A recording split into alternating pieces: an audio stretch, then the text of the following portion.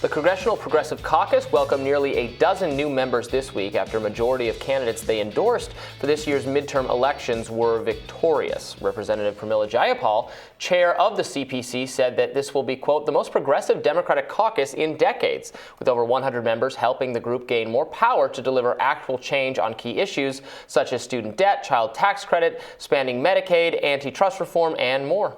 Joining us now to discuss is Congressman from California and member of the Progressive Caucus, Khanna. Welcome. Thanks for having me back on.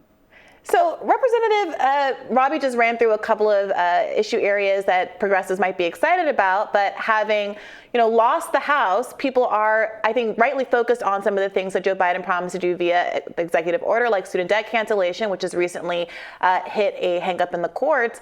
Student debt advocates at Strike Debt, like Asher Taylor, have pointed out that if Biden had not means tested the program and had used the compromise and settlement authority that exists under the Higher Education Act instead of the HEROES Act, which relies on an emergency COVID status for the debt to be canceled, then he would not have encountered the legal obstacles that he's encountered now. What do you say to people who say, what difference does it make to have more progressives in office if we can't get Biden to follow through on these basic promises that he could enact via executive order?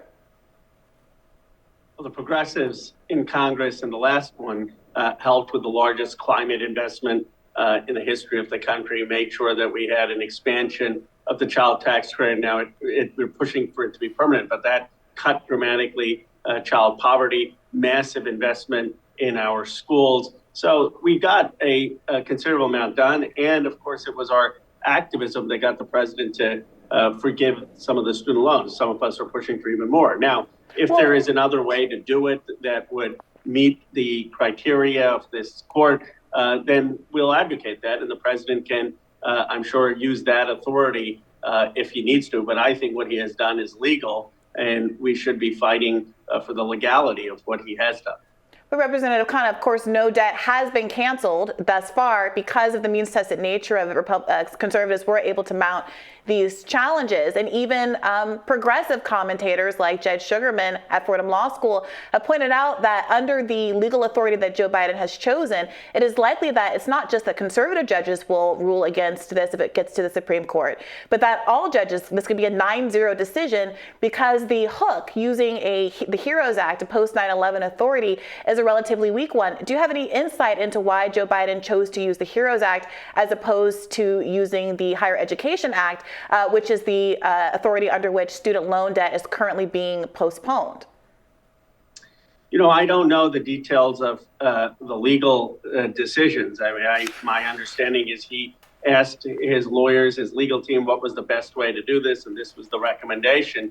But this is easily fixed. I mean, if there is a better way to do it, I'm sure the administration will. The important thing, though, is to note that many people in the administration still believe that this is a winnable case, and it was a Republican-appointed judge who struck it down. So we need to fight to ensure that the Republican Party and their judges aren't taking away student debt relief. And again, if we need something to fix it in Congress in the lame duck, or if the president has other means to do it, then we should be open to that if this fails for some reason.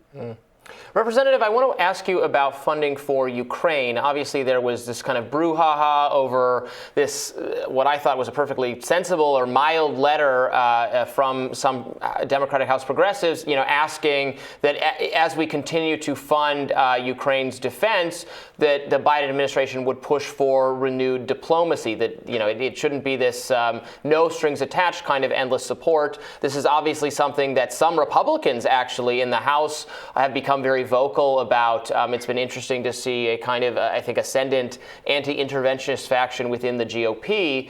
What are your thoughts on these dynamics? And I know you're someone, a progressive who, probably feels and has voiced opinions kind of in line with Brianna's and mine on this issue.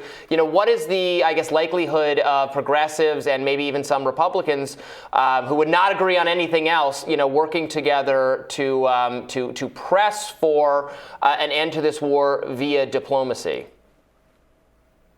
As you know, I stood by the CPC letter. To me, it seemed pretty vanilla. All it was saying is Putin's war is unjustified, it's unprovoked, it's illegal. We stand with Ukraine, but we want to make sure that we have diplomacy to minimize the risk of the war escalating, to minimize the risk of nuclear confrontation, to minimize civilian casualties. And look, Putin has put 300,000 troops on the border and in Ukraine, but he can mobilize up to 3 million. And he's systematically striking electricity supplies and utilities in Ukraine. So he is a brutal person, and we should not underestimate how brutal he will be and continue to be. So I have continued to say that I support standing with Ukraine, but I support diplomacy and communication with the Russian counterparts. Lo and behold, it turns out all the generals agree with me. And the New York Times has been filled this last week with general after general saying that that's a prudent approach. So then to what do you attribute all of the brouhaha about the letter? I don't know. I think it was much ado about nothing, to borrow the famous Shakespeare quote. I mean, I don't think that the letter was controversial when written. I don't understand why we retracted it. That's why, if you notice, I went on television actually and supported it because the letter was not saying anything about funding, actually. And, my position has been voting for every funding package. I've been criticized from people to my left for that. All the letter was saying is that we need diplomacy. We had diplomacy at the height of the Cold War. We would never have convinced Russia, in my view, to leave Afghanistan if we weren't at the same time talking to them while we were arming the Mujahideen. President Reagan engaged in diplomacy. Most of our leaders, Republican and Democrat, have engaged in diplomacy. So I was a bit surprised why that has suddenly become a controversial position. Well, Representative, I want to switch gears and ask you a little bit about the speakership race. When asked if she would support House Speaker Nancy Pelosi for another term as Democratic leader, or if she herself planned to fight for the seat, Representative Jayapal skirted the question, instead explaining the CPC considers all people who are running and how they match up to the set of things the CPC asks for. On Monday, you answered that same question by saying that Pelosi deserves the chance to lead after her courage in certifying the 2020 election following January 6th. Can you elaborate on your thoughts here? Well, I think the speaker has shown remarkable courage after the horrific incident on Paul Pelosi. A lot of people would just say, I'm done with politics. She has stayed out there on the battlefield. She also showed courage in certifying the January 6th results. And we've massively overperformed in the election in terms of what people were expecting. So she deserves the chance to say what she is doing. I have no insight into what she wants to do, whether she wants to contest for leadership, whether she wants to stay in the Congress, not in leadership, whether she wants to do something else. But from my vantage point, she's earned the right to make that decision. What do you say to people who might argue that who should be a leader, whether minority leader or majority leader, should be less about their kind of personal deservedness, whether or not they showed courage in the face of 1/6 or have suffered personal tragedy with respect to her husband being, brutally attacked, but instead should be more calculated to the interests of the people, especially if you're speaking from the perspective of a CPC member, what is in the best interest of progressives. Some progressives, like AOC when she was running for office, made a point of saying that Nancy Pelosi doesn't represent her interests and would not get her vote as a default for Speaker of the House. That seemed to have changed in the context of the force the vote discussion during the last speakership vote. What criteria is the exclusive criteria here, whether or not Nancy Pelosi is powerful and deserved on an individual level, or should there be some more consideration for whether or not she is effectively advancing the interests of the left? Well, there should be a consideration of whether she's effectively advancing progressive ideals and standing up for democracy. I don't think her courage is just about her personal virtues. I think it is about someone tough who's going to take on election deniers, who's going to stand up for democracy, take up and stand up to Kevin McCarthy and some of the extreme elements of that caucus. And I have seen that she is a fighter on those issues. And obviously democracy was on the ballot this time. I've also seen that she has been able to stand up for a lot of progressive priorities in the negotiation. Some of the other folks in leadership aren't as sympathetic often to progressives. But I guess the question is always the alternative. And I don't. If someone were to emerge who I thought would do a better job, I'd obviously consider it. But right now, I think that she'd be good. Is there no one being considered? Because this was a part of the conversation in the last cycle.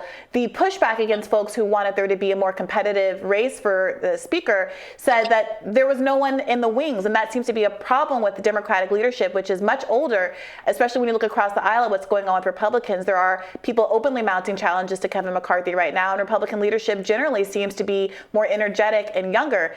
Is a failure to cultivate or even to kind of ask questions about who could replace Nancy Pelosi causing there to be such a shallow bench on the left?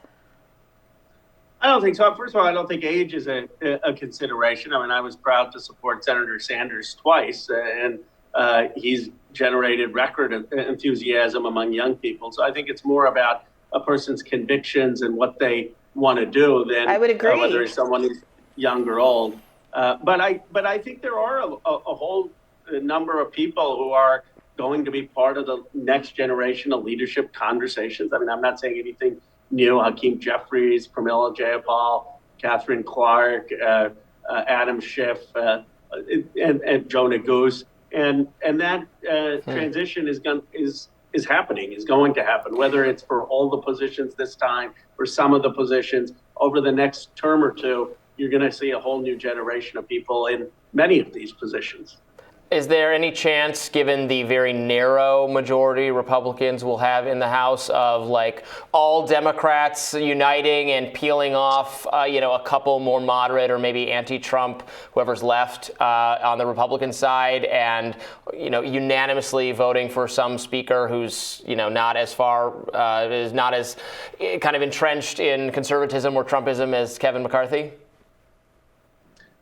Well, you're talking about the Willie Brown maneuver. Willie Brown in my state of California managed to get elected speaker from the minority. I don't know if we have someone of that political skill in our caucus, but it's an intriguing possibility. Look, I'm talking to some of the Republicans with a small group. I don't want to get into the names about how we democratize the House and how we can have rules, at least, that allow members to introduce amendments, members to introduce bills to take to the floor without leadership blocking them. So you could, at the very least, get certain reforms through that members of the Republican caucus want, and maybe we have less centralized power. I think that's a more likely scenario than a consensus speaker emerging. That would be fantastic. I know that's something Justin Amash, Libertarian representative, a former Libertarian representative, also wanted to see happen. So good luck with that, and please come and report back to us if you're successful in that regard. Thank you so much, Congressman, for joining us. Thank you. It's always a pleasure. Really appreciate it. More Rising right after this.